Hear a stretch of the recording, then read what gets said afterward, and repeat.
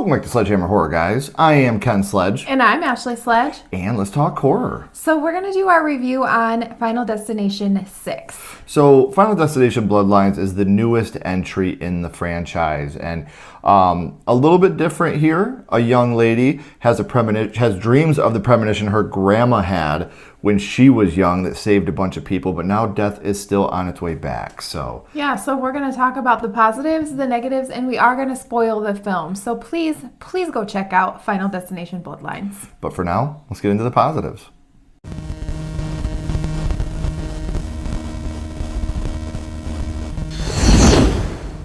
So some of our positives, great use of music, especially in the opening. You have, you're back in the day, and you have Johnny Cash singing. I fell into a burning ring of fire. Great music. You want to get down and boogie yourself. It's Raining Men. Mm-hmm. Like, there's so many times where the music is foreshadowing, and it's really, really great. Mm-hmm. You talked a little bit about that opening. This opening premonition had me so anxious. They drag this out for so long, and it is so effective because you're effectively uncomfortable. Especially because you just see, everything that's going to happen. You know how they show you different, shots of what's going on before it actually happens, and that that's going to come back in the premonition. Yeah. And it obviously, we all know that it's up in the air, so the height. If you've seen the trailer, you know it's in a skyscraper, and boy, is this effective. It really is. And there's callbacks from films, maybe a little too much at times. I felt like they were taking it a little easy, but some of the callbacks were good. Yeah. And the cast seems like a real family. Mm-hmm. Seeing all these people together, and Trejos Briona, I know I'm not saying his name correctly, but watching him go from Junior and Chucky to this, like his growth as an actor, it was really great to see. And the acting in general was probably some of the best moments of this film. Mm-hmm. And obviously seeing Tony Todd, it was so bittersweet. You definitely... He just captivates you the entire time. We will definitely talk more about that in the spoilers for sure. We will. And then Dr. Reddick in this movie, named obviously after the creator of Final Destination, Jeffrey Reddick. Yes. So when they said Dr. Reddick, I was like, ooh, I know that. I get that reference. So those are some of our spoiler-free positives. And obviously the kills. The ingenuity behind the kills. Yeah, it's Final Destination. They always have great kills. They're very creative for sure. And they don't fail in this one with the idea of their kills. Is very good. So now let's get into the negatives of Final Destination Bloodlines.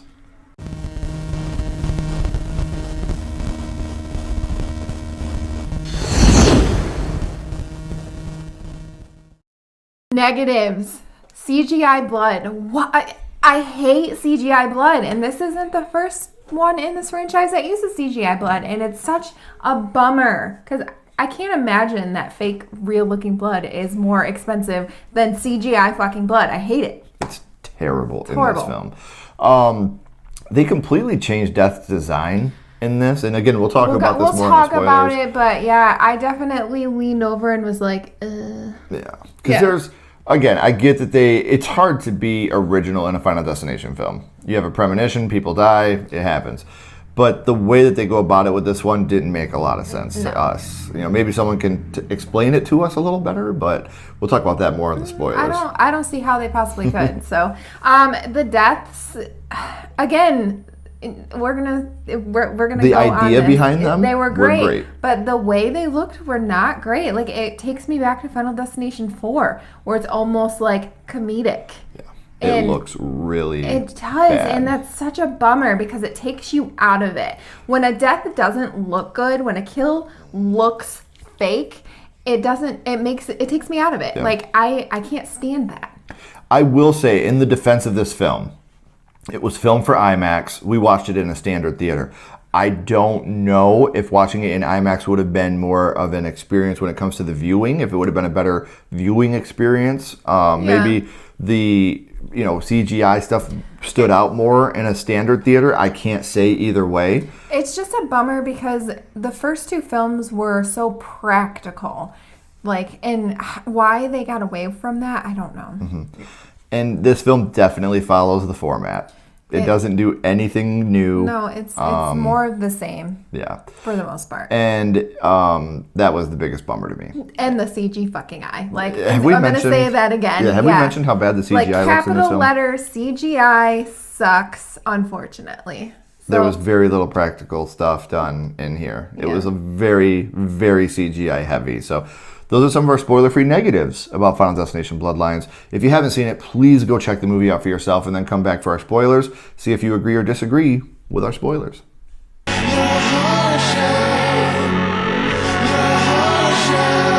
Okay, so let's start spoiling stuff.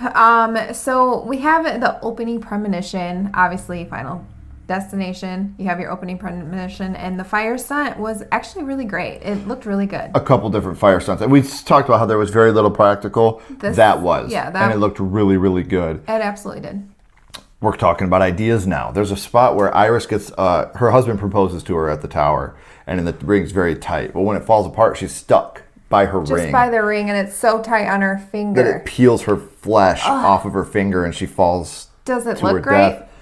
No, but the idea behind it is so rad. Yeah, I was the gloving of her finger. Yeah, it was so gross. And then you have Iris's granddaughter, Stephanie. Who's our lead of the film. Yeah, so she keeps dreaming of this opening premonition. And she's never met Iris, and we'll get into that, but she doesn't even know what she looks like, but she keeps dreaming of this premonition. And she thinks it's her grandma just because of the name Iris. Yeah. But the whole family thinks Grandma Iris is just insane. Yeah. She's just this insane person that locked her kids in the house and wouldn't let them out, and because she was afraid of death. It was kind of like the Michael Myers Laurie treatment. Right. Yeah. And speaking of that, Iris, she lives in this very protected fortress that she built. It's just this little cabin out in the mountains, and it's got like literally just like, I don't know what those booby traps everywhere. Pretty so much, death yeah. can't get in.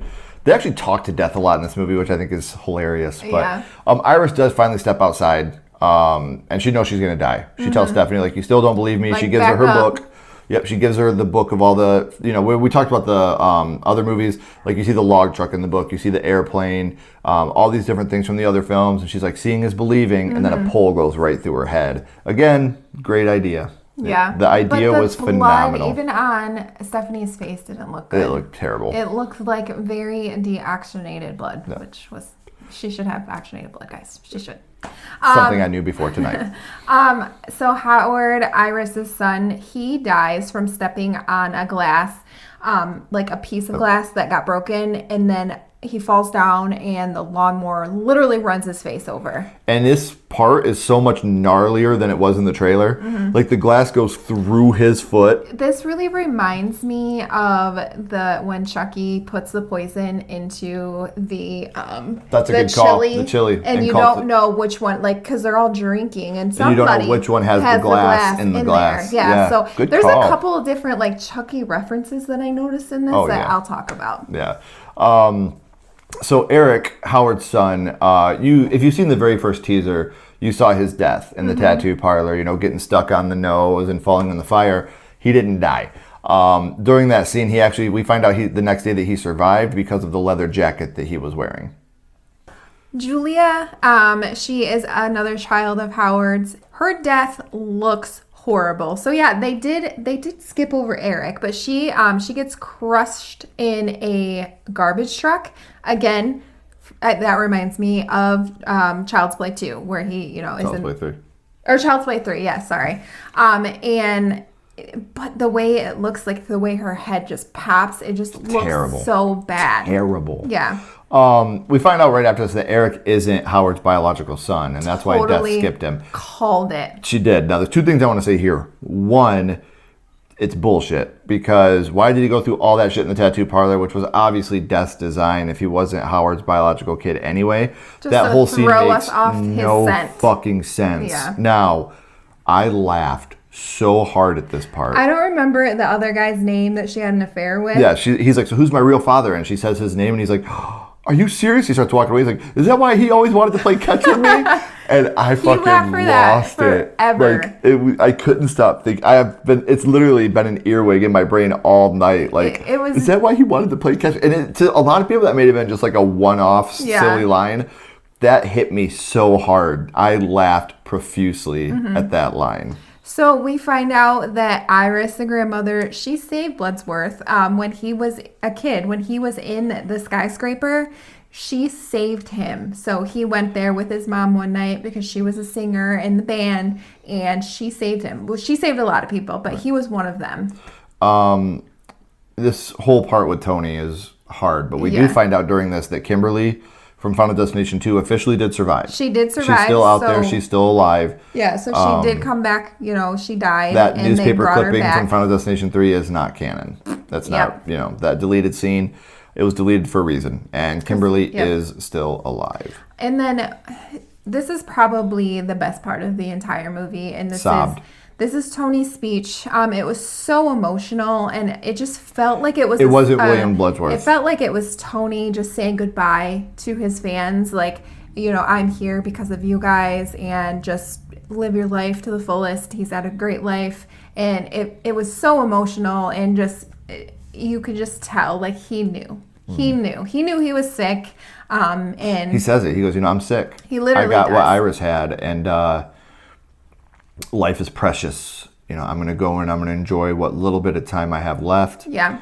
And I was falling apart. Yeah, and in the theater. It just really felt like it was his goodbye to us. And again, the times that we had gotten to meet him, he genuinely was a god among men, and we've talked about this many times, so I'm not going to take too much time, but he was very special. Yeah. He was a special man and a special person, and the world lost an angel, and I'm glad that we got to see him tell us goodbye, even though I seriously was a wreck watching that scene. It was very emotional for sure. Bobby, we find out way early in the movie that he's allergic to peanuts, which I looked at Ash, I was like, I wonder if that'll come back later. Tony tells him, you either have to kill or you have to die. Yeah. That's it. So Eric, the tattoo one, he's like, hey, we're going to, you're going to eat a peanut and then we're going to take you to the ER and revive you. That way this whole thing ends. It's done. So he's like, hey, we're going to get you these unsalted peanuts. He's like, no, get me this. It's a Reese's. He's like, if I'm going to die. If I'm going to go out, I'm going to eat like it's like off-brand Reese's. Right. But I'm going to eat something good, not some unsalted peanuts. Yeah. That's not taking me out. So while they're doing this, he actually like sneaks them into an MRI room, and which is not a CT scan room, which is what I found out while I was doing notes. It's the magnet. So the magnet is amped up. And it just starts pulling his piercings, Eric's piercings. He's got nipple piercings and a dick piercing, and pulls it all. Yeah, pulls it all. So he's on the MRI scan, and right behind him is a wheelchair that he brought in for Bobby to take him right down to the ER. After he ate the peanut. After he went into anaphylactic shock and died, so they could revive him. So he's stuck in the MRI machine. This wheelchair comes and pushes him through, like, pretty much slits him in half. Breaks him in half backwards. Yeah. And a bunch of other stuff sticks to it. Is the MRI machine that magnetic? I don't think so. I've had bobby pins in my hair when I've gone in there, and they haven't flown out. So a little far-fetched, but so he's trying to get like his EpiPen from him. Yeah, Bobby is. Yeah. And again, Eric's not part of this family. Why did he die at the scene? Yeah. But when Eric stands up, a spring, which we saw earlier come into play out at the vending machine, comes through and hits him right in the head. Yeah, completely. So kills Eric. We lose Eric and Bobby at this point. Again, Eric was the best character in this movie, besides Tony. Yeah, he definitely was like a comedic relief. Oh, he was great. Sure. He was so good. So after this, Charlie, Stephanie, and their mom, which we haven't really talked about their mom too much. Their mom did the same thing as Laurie Strode. Yeah, she left them because she was afraid that she was going to be her mother, even though she pretty much was. She left them.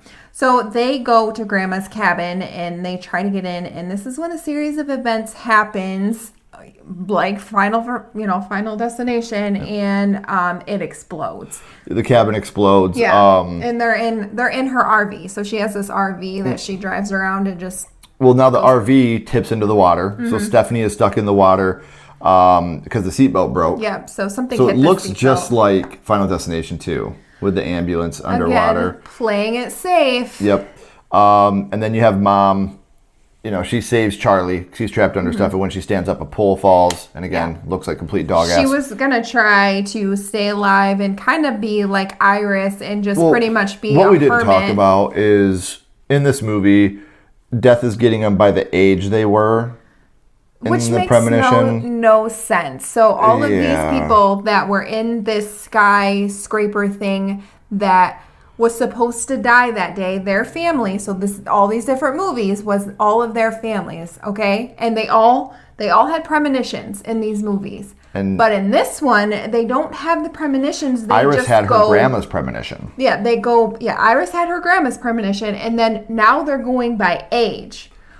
It was always in the other movies. It was always by what order you died in. Died in the premonition, not by age, not by family. Because if that was the case, then all of these people that have been taken out by death, because it goes by their age, we would have known this already. Right. We would have known that. Oh yeah, my mother's dead, my sister's dead. I'm the young. Like, this is just now being brought up, and it just makes no sense to me. Before it was the order that they would have died in the plane, and the accident, and the roller coaster. Yes. So now it goes from age. Oldest to youngest in the family order. Right. So like Howard's family, he was the father, and then his kids from oldest to youngest, and then it goes over. Like, what? Yeah, that was just like, that's just something new that I felt like didn't really make a lot of sense. Right.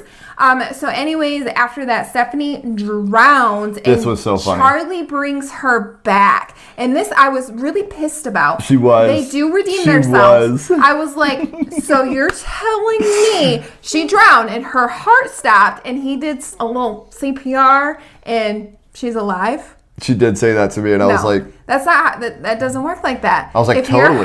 If your heart stops, you need medication like epi. Like nothing is gonna, amount of CPR is going to restart your heart. You need something to start it. I mean, I feel like that's common sense. I feel like everybody knew that before you told me that tonight. I guess I feel like it is, but apparently it's not. But anyways, they redeem yourselves. Yeah. You go ahead. Stephanie never really dies. The doctor, when they meet Dr. Reddick, he's like, but did she though? And I was like, thank you. Yeah, he even said it. He goes, her heart never really totally stopped. Like she might have been unresponsive, but she didn't die. And I was like, thank you. Yeah. Charlie's like, oh shit. So then a train derails and it goes after them on the road. They're running away from it. They think they're good, and then a logs from a log truck. Well, or I a think log the train, cart. Or, I think the train was hauling logs. It's like, we already did this too, and those kills look like shit too. The garbage truck and these kills are the worst in this movie. Mm-hmm. Like, they were really bad. Well, the mouth one was pretty bad too. And also, okay, I've talked about this before. This franchise likes to do the scary bus thing. Like, you already did that in one. Like, why bring it? And it does it 3 times in this Yes, one. like, why? 2 with a car, 1 with a bus. Yeah, like, it's too much. Like, I felt like it was nothing new. Right. Which is really a bummer. So what would you rank this over? I'm going to give it a 2.5. It's just middle of the road. It's not the worst in the franchise. I still think 4 is worse than this one, to be honest. Mm-hmm. But it, like I said, it brings nothing new to it. However, I like the characters. Like you said, the family aspect, that was definitely better than a lot of the characters we have in the franchise. There's no real shitbag characters in this movie. There's none that you really are like, yeah, I hope they die. That is one thing, when I said earlier about the characters, you don't have, like, in every Final Destination movie, you have the pervert or the dork, or, like, not dork, but, like a family. The shitbag. Like, they were a real family. You liked every character in this movie. There was not that one character where you were like, God, fucking kill this person already. My favorite character was the little turtle. I think his name was Antoine. He was so damn cute. He was my favorite. For me, it was Tony. Like, seeing Tony and giving that speech. I'm telling you guys, Tony's speech is worth the price of admission, because he's literally telling you, thank you for the lifetime of success. Thank you for the lifetime of love. Heartbroken. I don't have much time left, and I'm going to go enjoy what I have left with my family. And thank you for the ride. Like, that's what I felt. Again. Like, it was hard to watch and talk like that. Mm-hmm. I'm also going to give this a 2.5. Now, I know that we've pretty much flamed this movie and shit on it the whole time. It does have its redeeming qualities, but I think that my expectations is what ruined this movie. I was really expecting it to be much better. Yeah. I wish they would have taken risks, new things. There was no new risk deaths, taken whatsoever. Like we've already seen people get killed by log trucks. We've already seen people drown and come back. Like bring something new to this franchise. That's what we want. Like, people have a premonition. People die. You can't escape. It's over. Like that is Final Destination, and that's what we there. But also we're there for the kills, like that. At least shocked me. At least 5 was a surprise prequel and shocked us a little bit. Have Kimberly come back in this movie. So like there's so many different things they could have done. But yeah, I give it a 2.5 as well. But let us know in the comments, guys. What are your thoughts on this? Because from talking to the friends that we've talked to, I feel like we're very much in the minority that didn't like this film as much as everybody else, which is fine. I'm glad. Fine. I hope that if you watch this movie, I hope you flame us in the comments because you liked the movie that much. That's what it's about. Someone's creating art. We genuinely hope that you like this movie more than we did. So if you haven't already, please like, comment, and subscribe. It does help build the channel more than you know. And follow Sledgehammer Horror on social media. Those links are in the description as well. But until next time, keep talking horror. Stay where you are. And we'll see you guys soon. Bye, guys.